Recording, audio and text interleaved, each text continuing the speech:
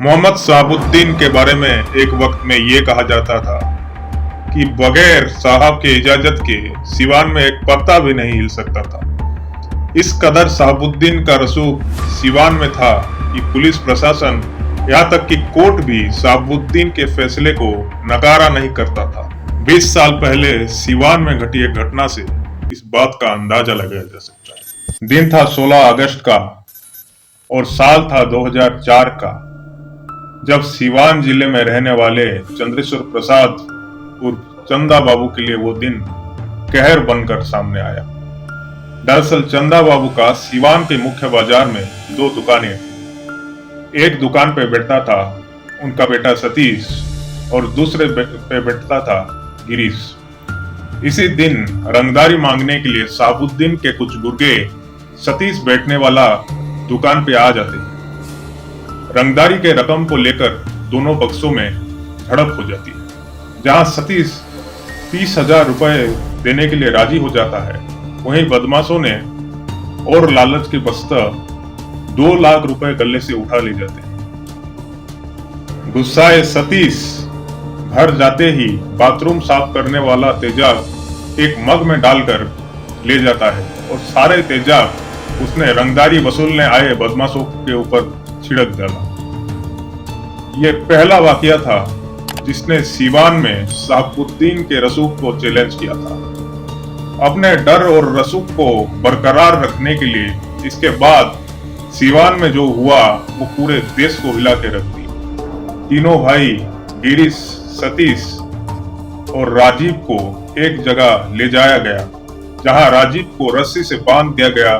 उसके बाद सरेआम सतीश और गिरीश के ऊपर तेजाब से भरी बाल्टी उड़ेल दिया जाता है। बड़े भाई के आंखों के सामने सतीश और गिरीश को तेजाब से जलाकर मार दिया गया। लेकिन सर पे खून सवार बदमाश सिर्फ यहीं पे नहीं रुकते। एसिड से गल चुकी लाशों को वे टुकड़े टुकड़े करके बोरी में डाल के फेंक देते हैं। इसी मामले में शहाबुद्दीन को 9 दिसंबर 2015 को उम्र कैद की सजा होती है। लेकिन बिहार में 2 दशक से भी ज्यादा डर का राजनीति करने वाला सिवान के साहेब का अपराध जगत में शुरुआत कैसे हुआ, आइए उसे जानने की कोशिश करते हैं। मोहम्मद शहाबुद्दीन का जन्म 10 मई 1967 को बिहार के सिवान जिले में हुसैनगंज ब्लॉक के प्रतापपुर गांव का एक मुस्लिम राजपूत परिवार में हुआ था। बचपन में शहाबुद्दीन का परिचय अपने छवि के विपरीत एक शांत स्वभाव और शालीन बच्चे की हुआ करती थी, जो क्रिकेट को बहुत बड़ा शौकीन था। बात 1979-80 का था, तब शहाबुद्दीन के मामा मोहम्मद मुस्तकीम बक्सर अनुमंडल कोर्ट में मुंसिफ हुआ करते थे। बेहतर शिक्षा दीक्षा के लिए उन्होंने शहाबुद्दीन को सिवान में अपने पास बुला लिया था और एमपी हाई स्कूल में उनका दाखिला कर लिया था। 1982 तक मुस्तकीम बक्सर में ही रहे और यहीं प्रथम श्रेणी के मजिस्ट्रेट के रूप में उनकी पदोन्नति हुई और बाद में यहां से जिला जज के रूप से सेवानिवृत्त हुई। उनकी कोर्ट में पेशकर रह चुके रविशंकर पांडे जब भी मुंसिफ साहब के घर जाते तब शहाबुद्दीन हुआ होता था। पांडे बोलते हैं कि तब शहाबुद्दीन बेहद शांत और शालीन था और वो जो भी पढ़ाई के सवाल पूछते शहाबुद्दीन उसका सही जवाब दे देता। लेकिन बाद में जब वो शहाबुद्दीन को एक बाहुबली के तौर पे सुनने लगे तो उन्हें बहुत हैरानी हुई। पढ़ाई में तेज शहाबुद्दीन पॉलिटिकल साइंस में ग्रेजुएशन करता है। छात्र राजनीति के दौरान शहाबुद्दीन का आपराधिक जीवन का शुरुआत हुआ। 1986 में शहाबुद्दीन के खिलाफ पहला आपराधिक मामला सिवान के रजिस्टर हुआ और उसे ए कैटेगरी के क्रिमिनल के तौर पे आंका गया। इसी दौरान मेरवा के रहने वाले रिटायर्ड आर्मी अफसर डॉक्टर कैप्टन त्रिभुवन नारायण सिंह जिरोदई से कांग्रेस के विधायक थे। गौर करने वाली बात यहाँ पे यह है कि साबुद्दीन रहने वाला प्रतापपुर एरिया जीरोदेई विधानसभा क्षेत्र में आता था। साबुद्दीन खुद की पैरवी करने के लिए खुद विधायक से मिलने जाता है, लेकिन विधायक ने सीधे और साफ शब्दों में उस वक्त ये कहा कि मैं बदमाशों और अपराधियों का पैरवी नहीं करूंगा। इसके बाद साबुद्दीन को जेल जाना पड़ता है। विधायक की तरफ से कही गई बात को लेकर वो गुस्से में था। उसी दरमियान 1990 को विधानसभा चुनाव होता है। साबुद्दीन ने चुनावी मैदान में निर्दलीय उतरने का फैसला कर लिया था। बात हर कीमत पर डॉक्टर त्रिभुवन सिंह को हराने की थी। साबुद्दीन को जिताने के लिए उसके लोगों ने कई प्रकार के हथकंडे अपनाए थे। सबसे बड़ा हथकंडा था बोगस वोटिंग का। करीब 5000 से भी ज्यादा बोगस वोटिंग हुई। इसी कारण जेल में रहने के बावजूद साबुद्दीन ने एक सिटिंग विधायक को चुनाव में हरा दिया। यही उसका अपराधी से राजनेता बनने की सफर शुरू हो जाती है। इसी दौरान लालू प्रसाद यादव पहली बार बिहार के सीएम बने। वे पिछड़े वर्ग और मुस्लिम वोट की समीकरण को बखूबी जानते थे।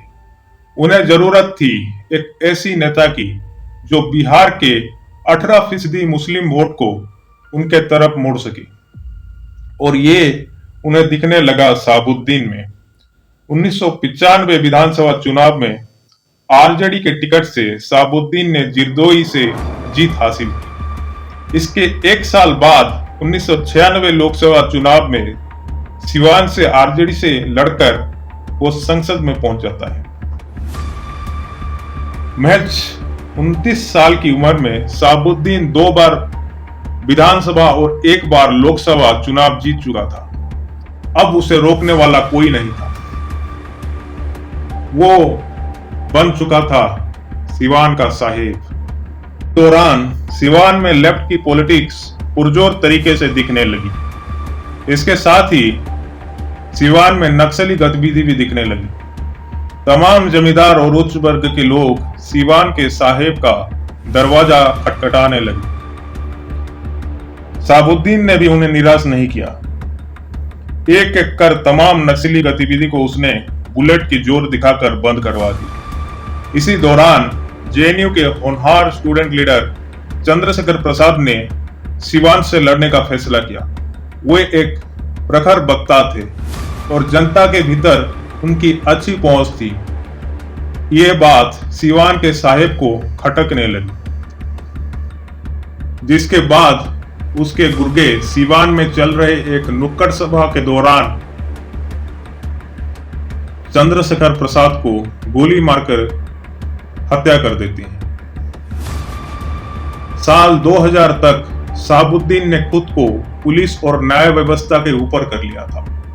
वो सिवान में खुद का एक समानांतर सरकार चलाता था, जहां उसके जनता दरबार में हर चीज का फैसला किया जाता था। इसी समय 2001 की एक घटना ने पूरी देश को हिला के रख दिया। सिवान के डीएसपी संजीव कुमार आरजेडी के एक लोकल चीफ मनोज कुमार पप्पू को धरने गए। इसी दौरान गुस्साए साबुद्दीन ने सरेआम डीएसपी को चाटा जड़ दिया, लेकिन दशकों से चुप रही सिवान पुलिस इसी घटना के बाद साबुद्दीन के घर में छापे लगाने के प्रबंध किए। लेकिन साबुद्दीन के घर पहुंचते ही उसके गुर्गे पुलिस पे AK-47 से हमला कर देते हैं। करीब 10 घंटा चली आखिरकार साहेब के घर के अंदर जाने में सफल हो जाती है। घर के अंदर जो मिला वो देखकर वे चौंक जाते। बहुत सारे पाकिस्तान के बने assault rifle, AK-47 grenades Sabuddin का आईएसआई और दाऊद के साथ रिश्ते को लेकर संदेह उत्पन्न करती है। 2004 में साबुद्दीन तीसरी बार लोकसभा संसद के रूप में चुनकर आता है, लेकिन इसके बाद का सफर साबुद्दीन के लिए आसान नहीं रहता। 2005 में 15 साल के बाद बिहार में सत्ता परिवर्तन होता है। आरजेडी को हराकर नीतीश कुमार का जेडीयू अब बिहार के सत्ता थाम लेती।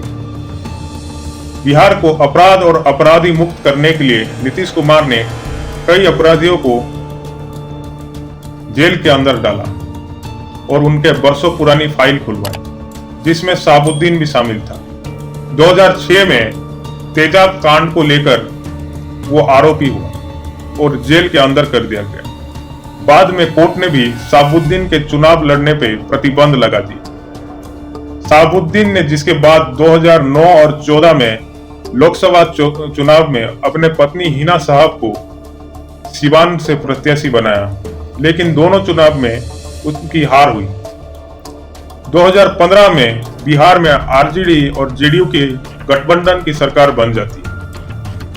आरजेडी की वापस आते ही 2016 सितंबर 11 को शहाबुद्दीन को बेल मिलती, लेकिन महज 19 दिन के बाद 30 सितंबर 2016 को उसकी बेल रिजेक्ट हो जाती है।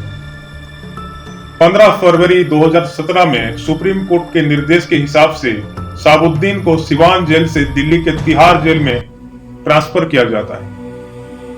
बाद में इसी जेल में कोरोना के कारण 1 मई 2021 को शहाबुद्दीन 53 साल की उम्र में अपनी आखिरी सांस लेता है। शहाबुद्दीन का अंत हमें ये बात दिखाती है कि क्राइम और गैंगस्टर की दुनिया दूर से जितने भी रंगीन लगे, असल में होता है कांटों से भरी एक दास्तां। शहाबुद्दीन भले ही एक सांसद बन गया था, लेकिन जुर्म का साया उसके ऊपर से नहीं गया और अंत में उसे जेल में ही जान गंवानी पड़ी।